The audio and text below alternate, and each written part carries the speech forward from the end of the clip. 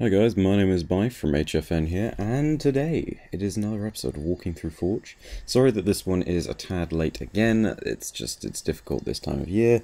But anyway, I'll stop just doing stuff to procrastinate from the map, which is actually pretty good, and this is community submission, so I'm impressed.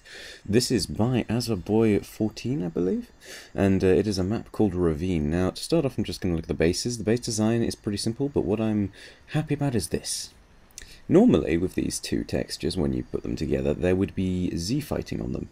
However, Azzerboy has done the slight adjustment trick, and what he's done with that is that he has basically taken one piece, he's put them in the exact order he wants, and he's just slightly lifted the height of them.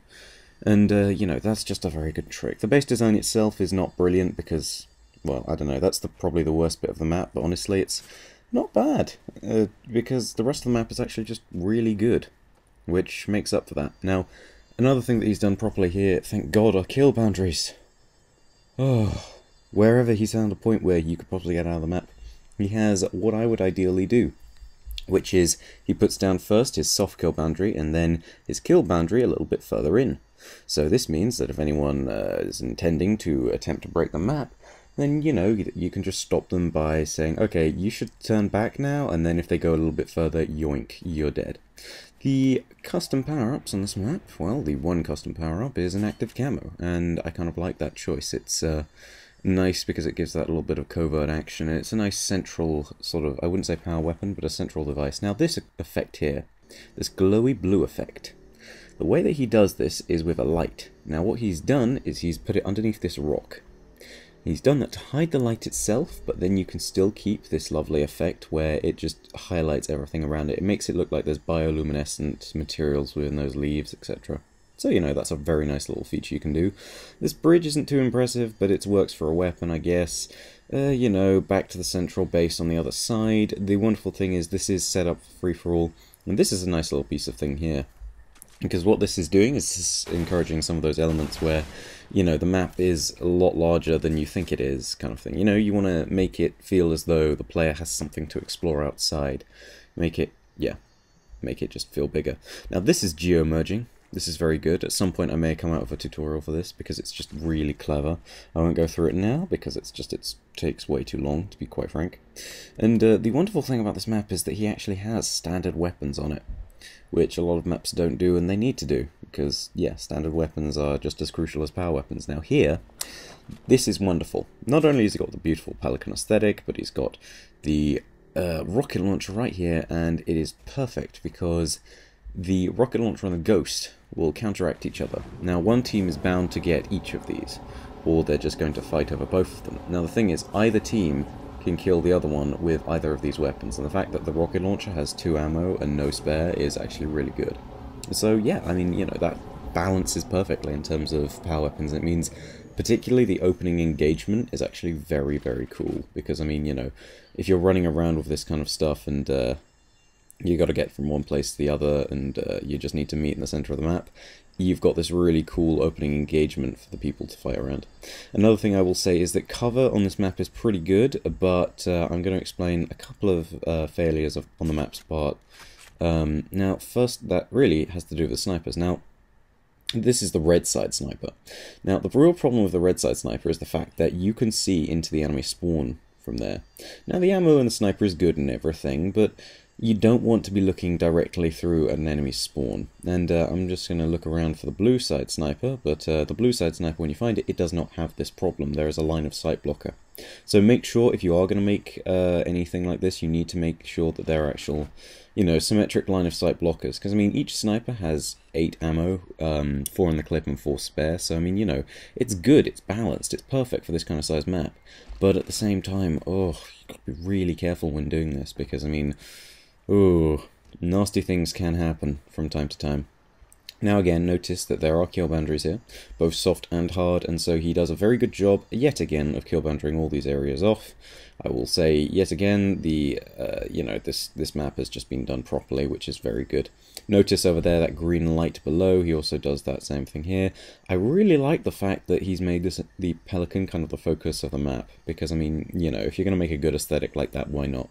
Also, the Forerunner aesthetic is quite nice, I suppose. There's nothing wrong with putting it there, and it may seem seem a little bit generic and bland, but honestly, there's nothing wrong with it. I'll be, you know, and heck, I guess it's just another way to give a focal point to the map, and yeah. Now, as I was saying before, again, the sniper from blue side does not have the ability to reach the spawns on red, so, you know, if you're going to make those line of sight blockers present, then you need to, you know, just, you know, I don't know, put a rock somewhere in between the red sniper and the blue team.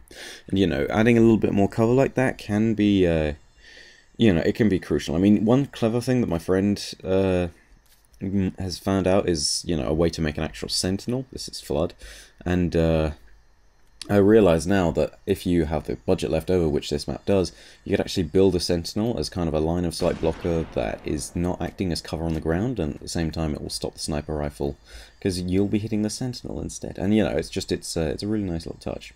Now the map is boundaried off properly. I mean, you know, any attempt to get out of this map with jetpack will actually be foiled, and I attempt to break it in a second with jetpack, and then I realise and I found the wonderful kill boundary that does this. Now, the real problem with doing it with actual hard kill boundaries is the fact that jetpackers will get annoyed, and personally I am very inclined to say screw the jetpackers, because generally anyone in my game who takes jetpack for some reason finds a way either to reach the kill boundary or to get out of the map somehow, so I'm inclined to just do as he's done. But generally, if you want to appease gameplay, generally you want to make sure you've got a soft kill boundary above the map, at any, just generally above any points that could, you know, that could let people get out of the map. And then when you have that in place, just create another hard kill boundary a little bit higher than that, and a little bit further on the sides, just so that you can stop people. I mean, you know, you can of course do this as well with safe boundaries,